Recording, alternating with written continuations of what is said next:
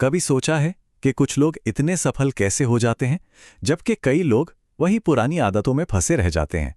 इसका राज पता है कहाँ है? बड़े बड़े कदमों में नहीं, बल्कि उन छोटे छोटे रोजाना के बदलावों में छिपा है। और जेम्स क्लियर की किताब एटॉमिक हैबिट्स इसी सच को हमारे सामने लाती है। तो इस विश्लेषण में हम उन सरल तरीकों को समझेंगे जिनसे कोई भी अपनी बुरी आदतों को खत्म करके एक विजेता वाली पहचान बना सकता है। तो सवाल यही उठता है कि सब कुछ जानते बूझते हुए भी हम सही काम क्यों नहीं कर पाते। देखिए, वजह इच्छा शक्ति की कमी नहीं है, बल्कि हमारा तरीका ही गलत है। हम नतीजों को बदलने की कोशिश करते रहते हैं, जबकि हमें उस सिस्टम को बदलना चाहिए जो उन नतीजों को पैदा कर रहा है।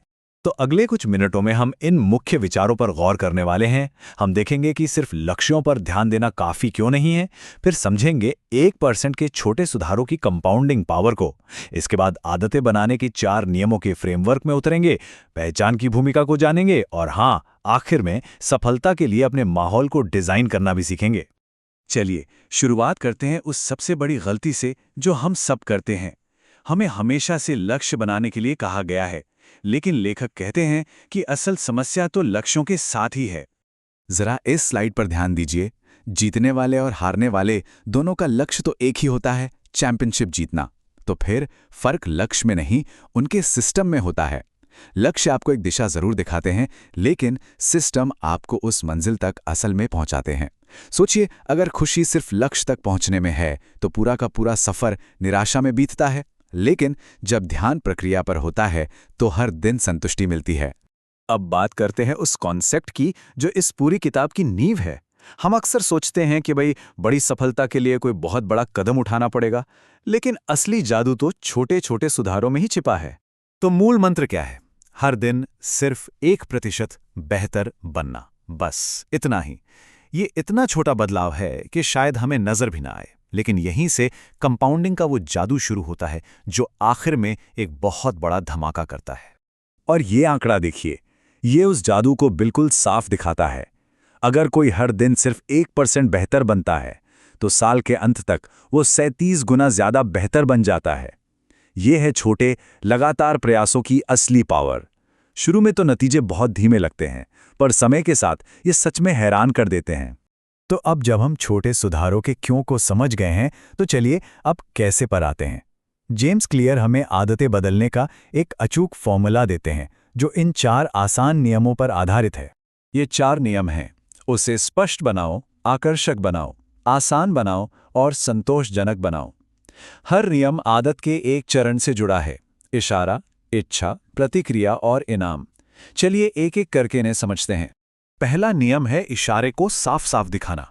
मतलब अगर सुबह जिम जाना है तो अपने जूते और कपड़े रात को ही बिस्तर के पास रख दें, ताकि सुबह उठते ही वो आपको साफ दिखें। इसे हैबिट स्टैकिंग भी कहते हैं, यानी अपनी नई आदत को किसी पुरानी आदत के तुरंत बाद जोड़ देना। जैसे सुबह की चाय के बाद मैं 1 पन्ना पढ़ूंगा। दूसरा नियम है आदत को दिलचस्प बनाना। अपने उबाऊ काम को किसी पसंदीदा चीज के साथ जोड़िए। जैसे मान लीजिए एक्सरसाइज करना पसंद नहीं पर गाने सुनना बहुत पसंद है, तो एक नियम बना लें कि अपने पसंदीदा गाने सिर्फ एक्सरसाइज करते वक्त ही सुनेंगे। इससे क्या होगा? दिमाग उस काम को करने के लिए अपने आप उत्साहित होगा। तीसरा नियम, इसे आसान बनाना, और यहीं पर 2 मिनट रूल काम आता है। कोई भी नई आदत सिर्फ 2 मिनट से शुरू करनी चाहिए। रोज किताब पढ़नी है के बजाय रोज 1 पन्ना पढ़ना है से शुरू करें। जिम जाना है की जगह सिर्फ जिम के कपड़े पहनने हैं से शुरू करें। एक बार शुरुआत हो जाए तो काम अपने आप आगे बढ़ता है। और चौथा नियम, इसे संतोषजनक बनाना। देखिए, हमारा दिमाग वही काम बार बार करता है जिसमें उसे तुरंत मजा आता है। तो जब भी कोई अच्छा काम करें तो खुद को तुरंत कोई छोटा सा इनाम दे। जैसे 1 हफ्ते तक रोज जिम जाने के बाद अपनी पसंदीदा फिल्म देख ली। ये दिमाग में एक पॉजिटिव लूप बना देता है। अब हम इस विश्लेषण के सबसे गहरे और सबसे जरूरी हिस्से पर आते हैं।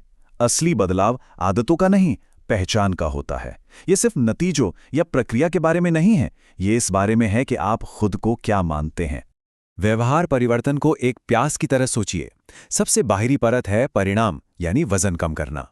बीच की परत है प्रक्रिया, मतलब जिम जाना। लेकिन सबसे अंदरूनी और सबसे मजबूत परत है पहचान, आपकी मान्यताएं। और स्थायी बदलाव हमेशा अंदर से बाहर की ओर होता है।